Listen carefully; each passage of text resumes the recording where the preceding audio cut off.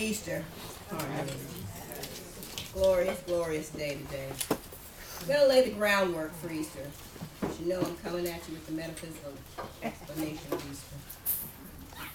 That's not saying that the traditional is not valid. Just saying that we have another perspective as metaphysicians. Let me lay the groundwork first. Metaphysically, Easter is the awakening and raising of the I am, the spiritual man, from a material human self-consciousness to a true spiritual consciousness. When you are not functioning from within the context of a true spiritual consciousness, you are dead in trespasses and sins, and you are buried in the tomb of materiality. Now remember that sin means being off the mark, erroneous thought processes. That's what a sin is. The I am, the spiritual self, is governed by God, as opposed to the sense or human self, which is governed by personal will. That would be the ego. I am is the indwelling Christ mind within each individual. I am is God's name in man.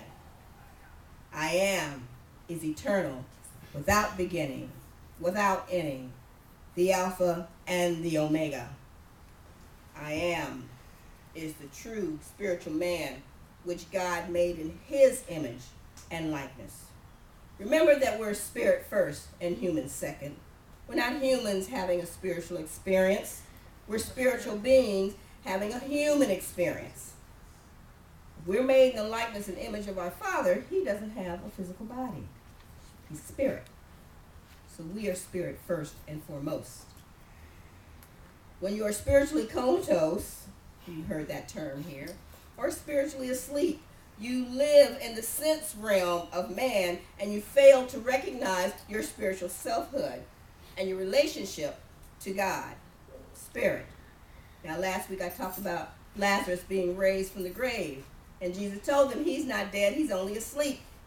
There was a story, the lesson behind that, of being spiritually asleep and having to arise, having to awaken, having to come out of that tomb of materiality. Remember who you are. Recognize who you are. If you function from the narrow perspective of the personal sense self, you link yourself psychically to the outer physical realm. And there is where you seek your happiness and your purpose from the outside. Now, in functioning from that perspective, we're in a state of sin, being off the mark, being missing the mark, and for some folks, totally missing the boat.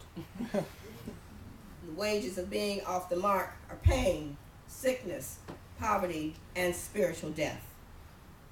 But when we are spiritually awake, when we consciously connect with our God, we step into the realm of being a metaphysician. And as that happens, we realize that our happiness, our peace, our sense of purpose cannot be found outside of ourselves. For the kingdom of heaven is within us. Where I am, God is, and all is well. Not just sometimes, all the time.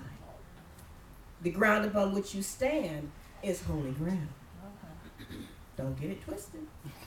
Don't think it's something else, because it's not.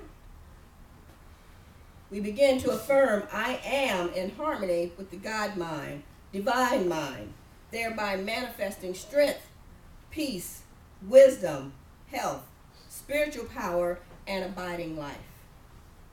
The kingdom of heaven, or truth, then becomes manifest in our outer experiences. Now, let me add a little warning, a little disclaimer about this metaphysical path. When you enter the realm of the world of metaphysics and you claim your place as a metaphysician, you can't decide that you're just going to shimmy back out the door if things start getting a little shaky in your world. Once you walk through that door, it's on. There is no going back. Ignorance is no longer bliss in your case. Now, if you're foolish enough to decide that you liked your life when you were spiritually comatose, the universe says, oh, really?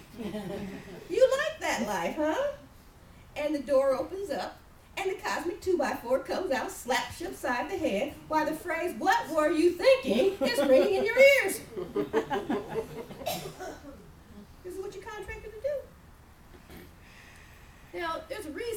telling you this, and all of you who've been on this path for more than 5 minutes will understand what I'm about to say. When you start looking at the world through the lens of a metaphysician, through a light worker, and you apply the principles and the teachings of metaphysics, it has the innate ability to challenge what you thought you knew about life and living and religion and spirituality. It's going to challenge you. Because if your belief doesn't challenge you, you need to question that belief. It should make you grow. Because what doesn't grow is dead. It's stuck. And that's not what this path is about. Is everybody clear up on that point? Yes, ma'am. We'll move on. Now that we're on the same page, let's talk about the metaphysical Easter story in the Bible. Now, remember, the Bible is full of symbolisms, parables. Our very existence is rich in symbolism, but only for those who have the eyes to see and the ears to hear. Because there's two levels of spirituality, and I keep telling you, when you read spiritual text, there's two levels. The surface level, and then the deeper level, that secondary level, that occult level. That's the level that you're looking for understanding.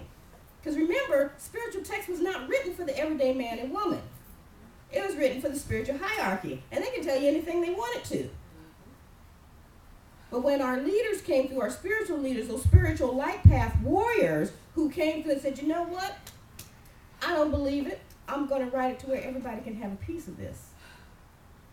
So you have to read with spiritual discernment. You have to ask for understanding when you're reading any spiritual text, whether it's the Bible, whether it's Quran, whatever it is, the Bhagavad Gita, whatever it is. Ask for spiritual discernment and understanding when you read it. As I told you last week, when I read the story of Lazarus being raised from the grave. I've read that story 100 times. I've read the Bible from cover to cover. But I read that story for the first time last week. This guy got me up at 3 o'clock in the morning with a barking dog. Because I had to have an understanding.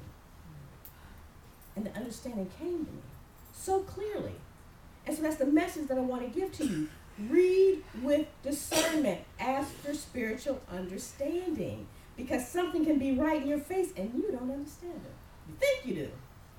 And then you realize, I had that wrong. I had that wrong.